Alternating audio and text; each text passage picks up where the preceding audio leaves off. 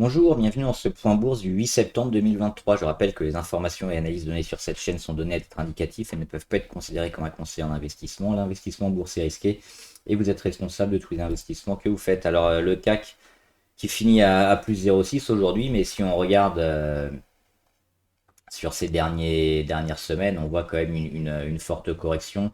On vient rebondir entre hier et aujourd'hui. On va zoomer hop sur la moyenne à 200. On est venu toucher, là on mèche vers le bas.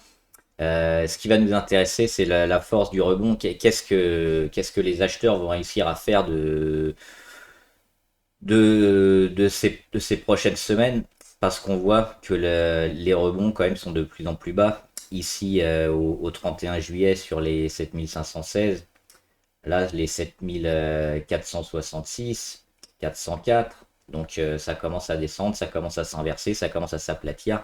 On touche les moyennes des plus en plus basses à chaque fois.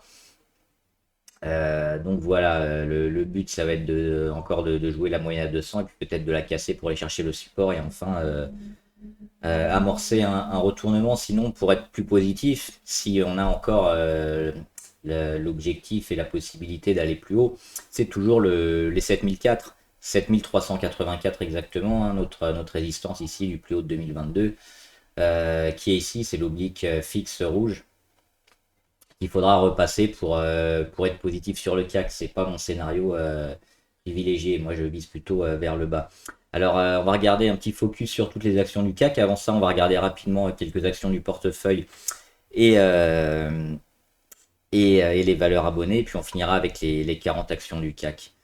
Alors, très rapidement, Airbnb, ils vont être intégrés au Standard Poor's. Donc c'est une valeur qui marche plutôt bien, qui est en progression. On le voit hein, dans ce canal haussier ici entre l'oblique rouge montante et l'oblique verte montante, c'est pareil. Plutôt intéressant. Elle a mis un petit gap haussier qui a pour l'instant pas l'intention de combler, donc c'est plutôt favorable ce qu'on voit des volumes intéressants hein, dernièrement. Alors le prix d'achat est peut-être pas idéal, on l'attendrait peut-être plus ici. Nous, on visait ça comme objectif, les 131, mais il y a des chances quand même que ça performe bien, hein. Il y a un retournement qui s'est fait sur Airbnb, plutôt favorable. Donc pour un investissement long terme, c'est bon maintenant. Sinon, on cherchera une porte d'entrée plus proche de l'oblique verte ici sur les plus bas.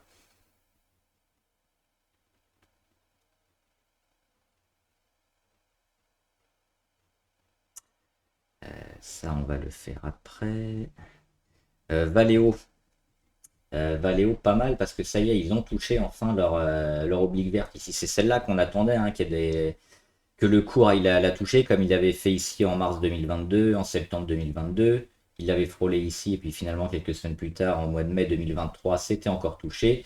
Et là, on vient de la toucher alors hier ou aujourd'hui. Je crois les deux. Hier, on a méché dessus et aujourd'hui aussi. Ça semble être le moment idéal pour se placer sur Valeo avec un stop pas trop proche. Non, avec un stop proche, pardon, pas trop loin. Si les marchés décident de tout bazarder, mais sinon, Valeo, pourquoi pas un petit rebond hein, sur le secteur auto et cette valeur. Alors, toujours avec une taille de position assez faible, hein, parce que les marchés sont plutôt orientés à la baisse. Donc, si on joue les rebonds, c'est d'avoir un rebond technique, donc petite ligne. Et puis, si ça se passe bien, on ira chercher les moyennes, voire la continuation de la tendance à venir pour Valeo. Mais maintenant, c'est une porte d'entrée plutôt pas mal sur le titre. Quelques valeurs abonnées. On avait notamment de Richebourg. De Richebourg, ben, on casse les supports et surtout cette zone-là, hein, la zone à 5,35, qui était un peu la zone de départ hein, pour le titre.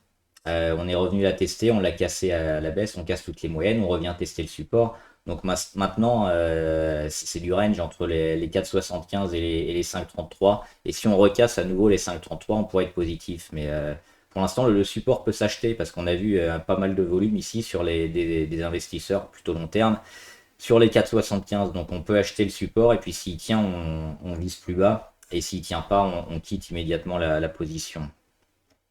Groupe Hockeywind, ils sont en phase de consolidation. Alors, ils arrivent sur des niveaux importants, notamment la moyenne à 200 ici, qui peut servir de premier support pour le titre. Mais on est quand même en phase de conso, donc ça va encore zigzaguer, ça risque de rebondir à la hausse, à la baisse, et puis de congestionner un peu. C'est un peu tôt pour voir un peu à moyen terme ce que va faire OKWin. Déjà à repérer ce qu'elle peut faire sur la moyenne à 200 ou un peu plus bas sur un support à 18,6, et puis la force du rebond, et puis si on arrive à casser ici cet oblique sur le canal, canal baissier, la consolidation du titre, ça pourrait être intéressant.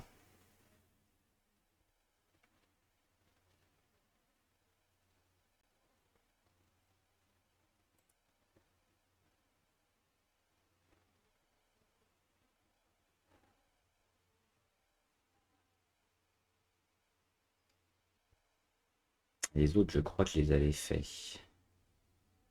Je vérifierai ce week-end. Et donc le CAC 40 avec Air Liquide. Alors Air Liquide, toujours le double échec ici sur les 168.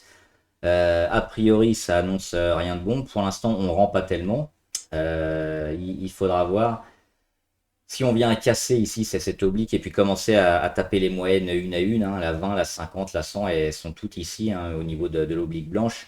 Ça pourrait amener à une correction dans un premier lieu ici sur les 150. Donc c'est une valeur, c'est un niveau plutôt intéressant sur le titre pour éventuellement se replacer.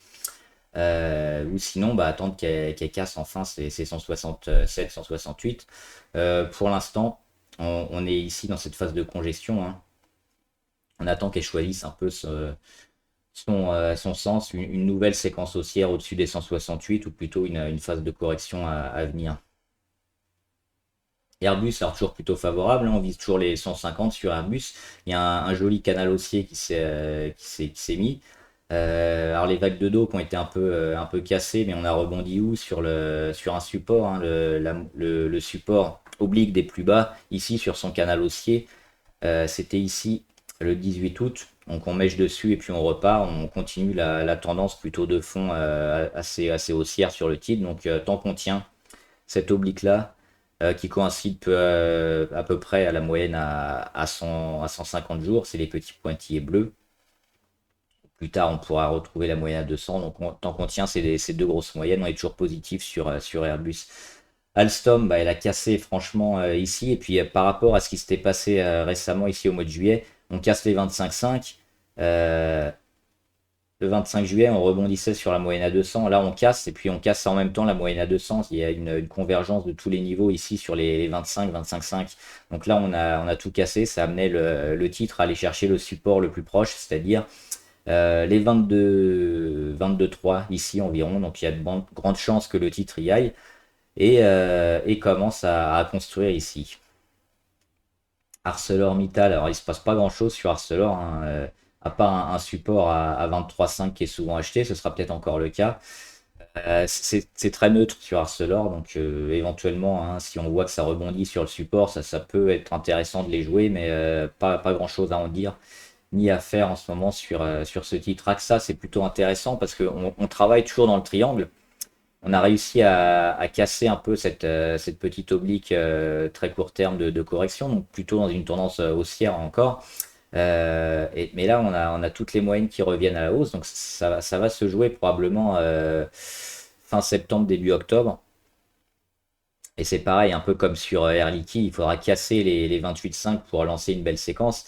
C'est pas forcément le scénario privilégié, hein, ça va être compliqué. On s'attend plutôt à une phase de correction, mais actuellement c'est neutre. Donc on a une phase de temporisation où le titre est un peu en embuscade, prêt à casser ses plus hauts, mais toujours avec les moyennes qui remontent et qui vont mettre la pression sur le titre si le titre baisse. BNP Paribas. On va gentiment vers les 62, hein, on met des plus hauts un peu, toujours de plus en plus haut. On est sur les 60. C'est pareil, c'est assez neutre aussi ce que fait dernièrement BNP Paribas. Alors il y a eu des volumes, c'était quand? C'était le 31 août, hein, le dernier jour du mois. Et puis depuis, on a plutôt entamé une petite phase de consolidation. Donc il faudra voir un peu céder avec les Bollinger aussi. On a méché à l'extérieur des Bollinger aujourd'hui. Donc à voir ce qu'il y a à faire la semaine prochaine, mais c'est plutôt neutre aussi sur BNP. Pas véritablement de figure intéressante et puis de niveau pivot pour le moment sur cette banquière-là. Bouygues, Oui, c'est plutôt pas mal, hein. On voit ce deuxième canal haussier qui s'est créé depuis le mois d'octobre de l'année dernière, donc quasiment un an, où on va chercher des plus hauts, on rebondit sur les plus bas, c'est racheté, donc pourquoi pas racheter une zone autour des 30 ici, 31 quand elle viendra toucher l'oblique verte, ça peut être intéressant. Là, on est entre deux, donc pas forcément le meilleur moment pour acheter ou pour vendre, hein. Si on est plutôt moyen terme, ça reste intéressant quand même. Oui, mais par contre, oui, si on vient à casser cette belle dynamique en cassant les 30 et puis en retournant sur les 29, ça pourrait être un peu plus inquiétant. Capgemini, il se passe rien Capgemini, hein. C'est une sorte de range entre les 157 et les 180. Ce qu'on peut noter quand même, c'est la perte de volatilité. On voit des plus hauts ici à 185, ensuite à 160, 180, 175. Il y a le titre qui commence à congestionner. Et ça, c'est intéressant parce que si on sort de cette congestion un peu plus fort, probablement par là, hein, fin octobre, début novembre, on pourrait avoir une tendance forte et longue qui se met en place. Pour l'instant, c'est pas le cas. On va laisser le titre construire et on surveillera les plus hauts et les plus bas si ça continue de se rapprocher. Carrefour, alors Carrefour, ils sont un peu en guerre avec les industriels, hein, de l'agroalimentaire. Ils sont aussi en pourparlers avec le gouvernement pour les promotions. Donc tout ça, ça met un peu pas mal de pression. Il y a aussi les ménages dont l'épargne a été rognée et puis qui essayent d'épargner et puis de faire des économies sur les produits même de première nécessité. Donc sur Carrefour, on a quand même un risque de baisse du chiffre d'affaires, hein, pour ce troisième trimestre et quatrième trimestre 2023. C'est clairement ça que le marché est en train de jouer.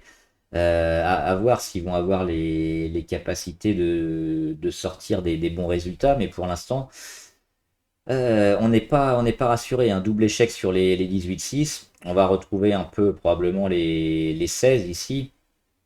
Mais déjà, une chose assez négative, c'est qu'on est en train de travailler la moyenne à 200, qu'on la casse à la baisse et on n'arrive pas à se replacer au-dessus. Donc on a une première zone ici qui est assez négative, qui va nous envoyer sur les 16. Et puis si les résultats sont mauvais, ça pourrait envoyer le titre plus bas. Donc plutôt négatif sur Carrefour, Crédit Agricole. Alors, comme pas mal de bancaires, hein, ça montait gentiment, mais on a atteint les plus hauts là. On a mis un nouveau plus haut historique sur Crédit Agricole à 11,79. Est-ce que c'était un plus haut historique? Hum, oui, quasiment, hein. Ça devait être le cas, donc plutôt intéressant. Mais échec ici sur les 11,8. Et après, on commence à corriger. Donc, on voit qu'on a cette phase un peu de correction. Et généralement, quand on a des doubles tops comme ça, il s'ensuit une longue correction vers les supports. Déjà, le support le plus proche. Et puis même peut-être un peu plus bas. Donc, à court terme, on va aller probablement taper les 18 et peut-être encore construire vers le bas sur Crédit Agricole Danone. Alors Danone, il y a plusieurs choses. D'abord, on a peut-être ce scénario avec le biseau ici descendant, le triangle entre l'oblique rouge, c'est celle-là, et l'oblique verte, c'est celle-là. On voit que le titre s'appuie bien sur ces niveaux-là. Donc si on vient à casser ces niveaux à la hausse ou à la baisse, on aura le sens de Danone. Ça, c'est une première chose. Mais la deuxième chose, c'est la moyenne à 200 qu'on est en train de tester ici et qui pourrait lâcher. Donc attention sur Danone. Sinon, on retrouvera le titre sur les 49. Sur les 49, ça pourrait être intéressant, hein, de se placer sur Danone. Au niveau de la valorisation, ça pourrait être intéressant. Donc maintenant, c'est pas terrible, là. Ça pourrait relancer une séquence haussière si on tape les 55 et qu'on continue à aller plus haut. Ce que je ne pense pas pour le moment, mais on sait jamais, hein. On pourrait valider une percée du titre et se placer s'il arrive sur les 55. Mais plutôt, moi j'achèterais ici sur les 49. Et si je suis en position, je serais plutôt prudent parce que là on est plutôt dans le bas et prêt à casser. On a ces deux zones qui ont été bien travaillées, hein. C'était le support à 54 qui a été une première fois joué et qui a servi de support. Et la deuxième fois, il a lâché. Donc on a entamé quand même une période de dégradation sur Danone, Dassault Systèmes. Dassault Systèmes, bah, on a fini un peu la grosse baisse ici, la grosse baisse court terme. Mais qu'est-ce qui s'est passé? Pareil, on a joué la moyenne à 200, on n'a pas réussi à la tenir, et puis là on évolue en dessous depuis un moment. compliqué. On a éventuellement l'oblique RSI, hein, si on arrive à le casser pour relancer quelque chose. Alors ce qui serait intéressant, c'est qu'on casse l'oblique RSI et qu'on se remette au-dessus de la moyenne à 200. Là, ça pourrait être intéressant pour se remettre dessus. Si on a plusieurs indicateurs comme ça qui nous amènent dans le vert, si on en a qu'un, c'est un peu léger. Mais pour l'instant, on a validé une période de correction, hein, en dessous de la moyenne à 200, donc on va toujours vers le bas, probablement ici encore à nouveau sur les 34, donc c'est pas le moment d'investir sur Dassault Systèmes, Edenred qui continue sa longue et lente consolidation. Le titre est plutôt intéressant, hein, on y reviendra certainement à un moment, il a intégré le CAC 40 récemment, mais là il a intégré au moment où tout commence à corriger, donc on va certainement aller où? Ici peut-être sur les 55 ou les 53. Et après peut-être que ça ira mieux pour Edenred, mais pour le moment, on évite, on suit la correction. Donc le titre a de belles chances à court terme de corriger, d'aller vers le bas. Engie, le secteur énergétique qui est plutôt en forme, hein, plutôt intéressant. C'est des valeurs assez résilientes comme un peu la technologie et l'intelligence artificielle. C'est les quelques secteurs qui performent. Alors sur NJ, on a le gros canal haussier comme ça, hein, qui est très bien marqué, qui est visible par tout le monde. Donc à chaque fois qu'on vient ici taper les plus bas, c'est une belle zone d'investissement. Donc pareil, hein, sur NJ, si on revient taper les 14 environ, ça pourrait être intéressant de se placer et de vendre ou d'alléger quand on est sur les plus hauts. Et puis le jour où on vient à casser encore à la hausse ou à la baisse ces niveaux-là, ça amènera un changement certainement de tendance et on saura comment se placer. Essilor, alors il se passe rien sur Essilor, si ce n'est aussi peut-être comme sur une action précédente, la perte de volatilité. Donc on voit des plus hauts un peu de plus en plus bas, des plus bas de plus en plus haut. Donc on a un titre qui va commencer à congestionner. Et si ça part franchement d'un côté ou d'un autre, on pourra se placer à la hausse ou à la baisse sur le titre. Pour l'instant, il faut observer Eurofins Scientifique, c'est moche. Ça descend, ça descend, ça descend. On essaye de mettre des supports qui sont ici à 55,6 qui fonctionnent une première fois et puis après qui sont enfoncés. Donc on n'a toujours pas de support sur Eurofin. On continue d'aller chercher plus bas. Ça va mettre des semaines encore à créer un support et à créer quelque chose qui va être intéressant pour les investisseurs moyen terme ou même court terme, hein, parce que là, à part jouer du rebond technique, il n'y a rien à faire. Sur Eurofin, c'est mauvais. Hermès. Hermès, ils sont en train de lâcher vers le bas, hein. Moi, je suis toujours en short sur Hermès. Je vise cette zone-là, les 1650. C'est une zone intéressante. Là, on est en train de frôler la moyenne à 200. Pour l'instant, on ne l'a pas touché. Ça pourrait venir la semaine prochaine, mais on voit, hein, ces zones des 1890 qui étaient souvent percées, souvent touchées quasiment toutes les semaines. Les 1890 ici. Cette semaine-là, on l'a joué que lundi. On l'a testé que lundi. Mardi, mercredi, jeudi, vendredi, on était en dessous. On a un retournement aussi de la moyenne à 50 et de la moyenne à 100 pour la première fois depuis un moment. Toutes les moyennes les plus longues commencent à s'aplatir et à se retourner. Puis on a cette phase aussi de correction qu'on voit bien ici avec l'oblique rouge. Et c'est ce double top. Quand on voit un double top, généralement derrière, ça dégrade. Donc le plus haut ici à 2036. Le deuxième, on a frôlé au mois d'août, pareil. Et derrière, c'est un échec. Donc on n'arrive pas à percer cette résistance. Derrière, on corrige. Et puis là, on a cette phase de correction qui est en train de bien se mettre en place sur Hermès Kering. Un peu moins fort, hein, Kering parmi le luxe. Pareil, double top ici sur la moyenne à 200. On lâche. On corrige sur les supports les plus proches. Et puis là, on est déjà en train de lâcher le premier. On va certainement aller sur les 446 sur Kering. Ce sera une belle zone à défendre parce que si on lâche les 446, ça peut être un peu inquiétant sur Kering. On n'en est pas encore là, mais pour l'instant, le titre est encore plutôt baissier. Le grand, il y a un biseau ascendant plutôt intéressant ici, hein, avec l'oblique verte et l'oblique rouge. Donc acheter éventuellement ici. D'autant que sur le grand, on voit il y a une petite perte de volatilité, puis il y a plutôt une période à plat qui dure depuis même plusieurs mois, hein, depuis le mois de juin. Donc juin, juillet, août, septembre, ça fait quasiment 3 mois. Ça pourrait repartir sur le grand. Donc ce qu'il faut tenir, c'est les 88, 89. Et puis si c'est le cas, on pourrait avoir quelque chose. On surveille les volumes, on surveille un beau chandelier. repasser franchement au-dessus des 91-92, ça pourrait être intéressant sur le grand L'Oréal. On est toujours dans cette phase de congestion, mais là on devrait pas tarder à arriver à la fin parce qu'il y a les moyennes les plus longues qui reviennent sur le titre. Donc on va avoir un squeeze un peu avec toutes les moyennes, avec l'oblique descendante, avec les plus bas. Ici, ouais, c'est cette zone-là où tout va se passer début septembre pour enfin casser vers le haut ou vers le bas. On n'en est pas loin sur L'Oréal. Enfin, LVMH. LVMH qui a bien dégradé, hein, pareil, double top. Ici, on le voit hein, sur les carrés bleus, sur les 900 euros environ. Derrière, ça corrige. On casse la moyenne à 200. On va chercher le support à 739. Et pour l'instant, le support, bah, il est déjà percé. Hein. On finit juste en dessous aujourd'hui. On pourrait le mettre rouge parce que ça tient pas trop. 740. Alors si, on est 1 euro au-dessus, mais on a la moitié, on a tout le corps du chandelier qui est en dessous, donc c'est pas terrible. On pourrait aller dans l'excès, dans un scénario, aller chercher les 650, hein, ce serait pas une surprise. Sur LVMH. Et puis si vous êtes long terme et intéressé par le luxe, ça pourrait être une zone d'achat intéressante, mais en ce moment il y a une grosse pression hein, sur le luxe et tous les marchés. La Chine qui va pas très bien, donc c'est normal que ça dégrade sur LVMH. Quand c'est comme ça, faut éviter de rester, hein, même si on est long terme. Michelin, on avait dit que c'était plutôt favorable. Bah, c'est ce qu'ils ont fait, hein, ils mettent des plus hauts intéressants. Et là, on est en train de jouer les 29,45. Hop, qu'on a réussi à percer. Alors pour l'instant, on va essayer de s'en servir comme support. Mais on voit que c'est une des rares actions qui performe, hein, Michelin. On en avait parlé une première fois ici, une deuxième fois ici, et elle fonctionne bien. Moi, j'avais vendu hein, un peu tôt peut-être, mais j'ai vendu Michelin.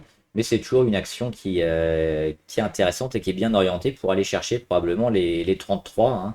Hein. Tant qu'on tient le support des 29,4, on va être très positif sur Michelin. Orange, pareil. Alors moi, je suis toujours dessus sur Orange. On en avait beaucoup parlé ici, hein, avec le travail de sa moyenne à 200. C'était une porte d'entrée super intéressante sur le titre. Ça a bien fonctionné.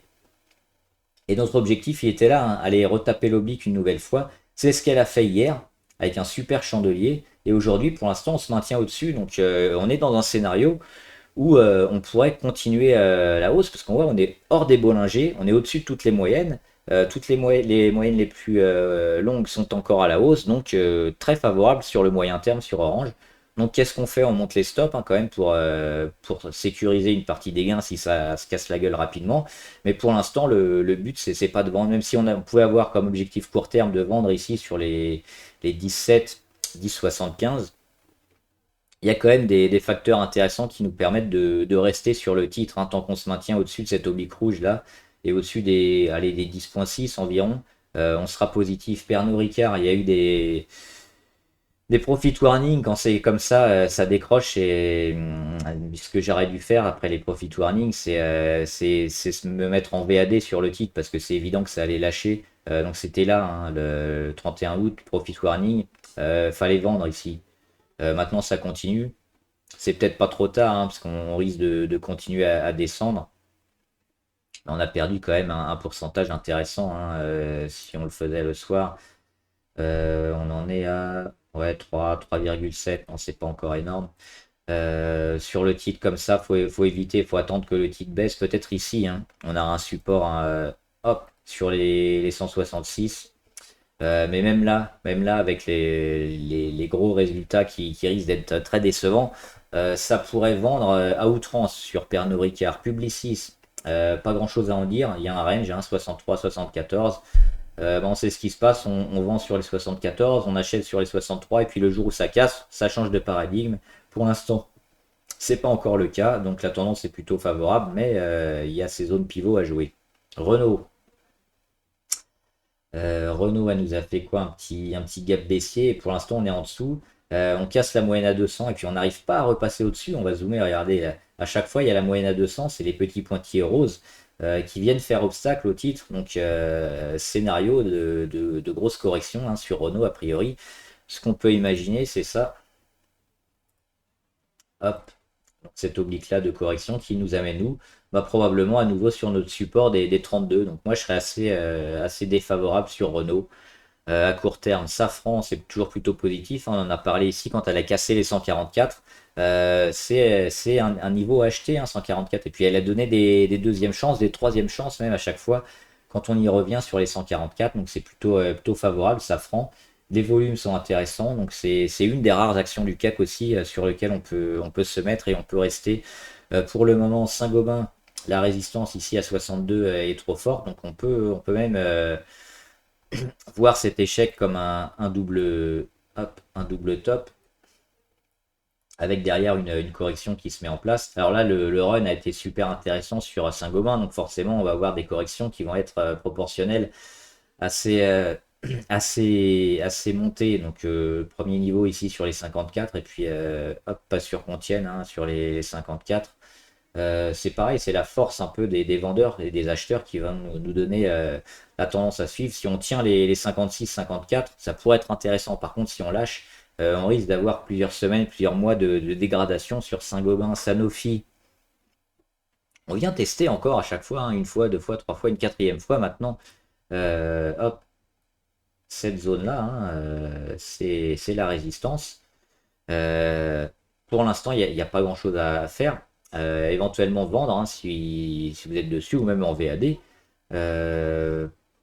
Et puis le jour où on se met franchement au-dessus, bah, ça valide peut-être un scénario haussier, mais là, elle veut pas. Elle veut pas la mettre au-dessus. Le cours ne veut pas se mettre au-dessus. Donc pour l'instant, c'est un plafond, pas de verre, mais de métal hein, pour Sanofi. Donc tant qu'on reste sur ces niveaux-là, faut plutôt vendre. Schneider Electric, bah, c'est plutôt une consolidation molle, hein, donc plutôt négatif aussi sur Schneider. Euh, Dans un premier temps, aller retester les 150 et peut-être les 140. Il y a pas grand-chose d'autre à en dire. Société Générale, bah, elle a aussi atteint son plus haut, alors pas de début 2022, plutôt de début 2023, donc c'est un peu moins bien, un peu moins forte hein, la Société Générale dernièrement. Et puis là, elle donne des petits signes de faiblesse sur les 26,3. Mais c'est pareil, ça reste assez neutre hein, sur pas mal de bancaires. Sur AXA aussi, on voit, il y a les points pivots qui sont bien marqués. Mais il n'y a pas vraiment de porte d'entrée et puis de signal fort pour agir. Donc pour le moment, on va se contenter de regarder et puis de noter les pivots. Et puis le jour où le marché nous donnera des billes importantes, on agira en conséquence. Mais pour l'instant, c'est un peu tôt. Stellantis, c'est pareil, c'est plutôt intéressant, hein. On le voit dans ce canal haussier là, entre l'oblique verte ici et l'oblique rouge ici. On est revenu aussi jouer le support à 6,3. Donc plutôt haussier sur Stellantis. Tant qu'on tient les 6,3, c'est intéressant. Après, si on vient casser les 6,3, ce sera compliqué. STM, alors les semi-conducteurs ont un peu de mal, un peu partout. Et puis là, c'est quand même le fameux, hein, le fameux niveau à 42. À chaque fois qu'il est cassé ou tenu, ça mène des semaines intéressantes. Et là, on vient de le casser. On l'avait tenu quelques jours auparavant. Là, on est en train de le casser. Moyenne à 200 plus niveau à 42, ça fait beaucoup. Pour moi, c'est entre ce qui s'est passé hier et aujourd'hui, c'est un signal de vente hein, sur STM. On aura probablement la confirmation la semaine prochaine, mais on peut éventuellement se mettre à la vente sur STM pour aller chercher hein, dans un premier temps les 38,7. Donc moi je suis plutôt négatif sur ce titre. Téléperformance, toujours négatif, hein, ça fait que descendre. Faudra attendre qu'elle tienne un support pendant un support qui date d'au moins un mois. Donc ici, 18 août, ça nous mène au 18 septembre. Pas avant le 18 septembre, on verra, mais il faudra que le titre ait repassé au-dessus de sa moyenne à 50. Pour l'instant, ce n'est pas le cas. Thales, on se rapproche de la résistance à 140. Comme d'habitude, qu'est-ce qu'on fait dans un range? On vend le haut et on achète le bas. Ça marche bien hein, sur Thales. Et puis le jour où ça casse dans un sens ou dans l'autre, bah, ça change les ordres d'achat ou de vente. Donc si ça casse les 140, on se mettra à l'achat. Mais pour l'instant, c'est pareil, un plafond d'acier hein, sur Thales qu'il faut plutôt vendre. Total bien aidé par le Brent, hein, le pétrole qui continue sa poussée. Ben, on se maintient au-dessus des 59,3, impressionnant, un Total qui continue sa progression, les dividendes qui devraient pas tarder. toujours plutôt haussier du coup sur le titre. Et on surveille éventuellement la moyenne à 20 hein, pour sortir ou le support à 59,3. Si on vient à casser un de ces niveaux-là, un support ou moyenne à 20, on pourrait peut-être mettre à court terme une tendance baissière. Mais pour l'instant, la tendance sur Total est plutôt haussière. Comme sur Esso hein, qu'on a vu récemment où il y avait Mota Engil aussi. Hein, c'est assez illiquide. Mais ça fait que monter depuis quelques semaines, c'est intéressant sur les pétrolières. Unibail, Unibail on est plutôt négatif à court terme, on le voit ici hop, sous cette oblique. Mais ce qui est intéressant, c'est toujours la volatilité hein, qui est en train de se réduire.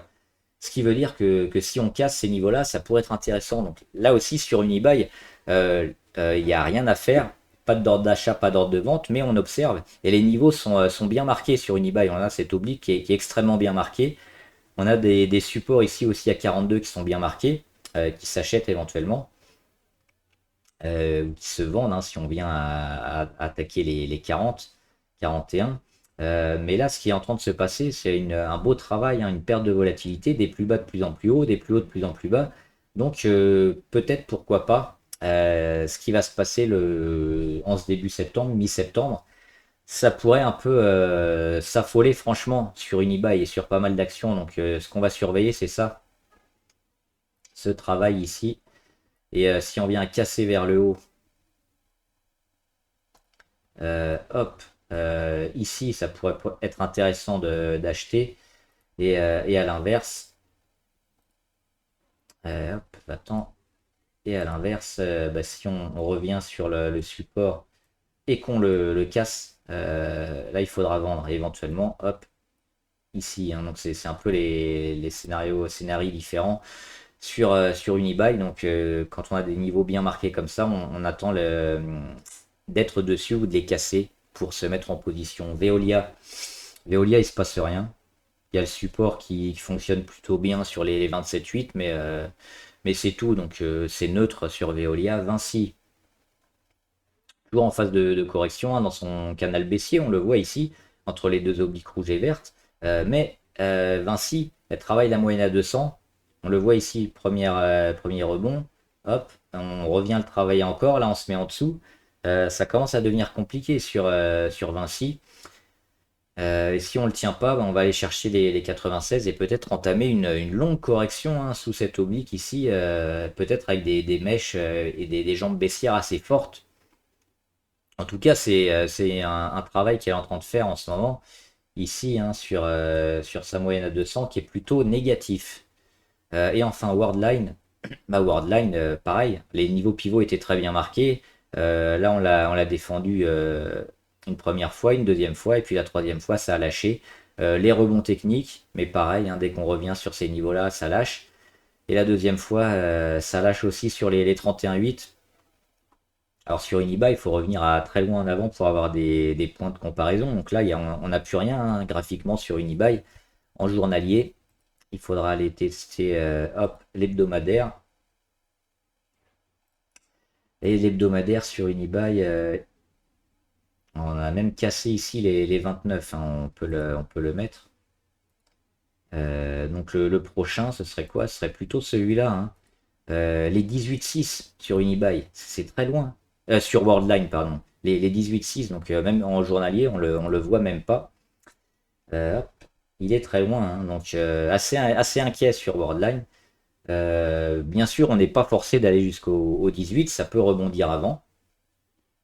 Mais pour l'instant, on est négatif. Donc, on va attendre pareil, hein, d'avoir ce genre de choses. Un support qui tient bien, qui est testé, qui permet au titre de repartir. Et là, on pourra investir. Pour l'instant, on est très négatif sur Worldline. Voilà, ça a été un peu long. J'espère que la vidéo vous a aidé. Dites-moi en commentaire ce que vous en pensez, les actions que vous voulez qu'on analyse et les questions que vous avez sur la bourse ou le trading en général. Bon trade, à plus!